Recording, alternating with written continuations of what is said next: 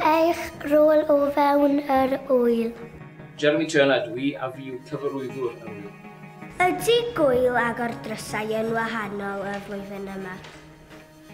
Bydd rwyl eleni yn wahanol i bob tro o'r blaen, achos eleni fe fydd dawns, cerddoriaeth, barddoniaeth a theatr. Faint o berfformiadau gwahanol fydd yn yr wyl? Bydd 16 o berfformiadau yn yr wyl eleni, rhai o Gymru a rhai o wledydd tramor. Sut ych chi'n darganfod y sioeau? Dyn ni'n dod o hyd i sioeau ar gyfer yr wyl drwy ymweld â gwyliau mewn gwledydd eraill.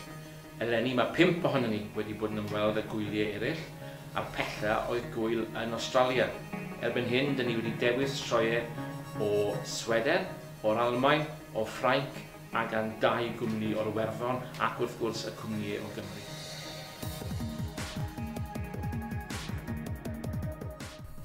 Well, I think that Agor Drysau is a very important contribution to the development and the discussion around young people's theatre.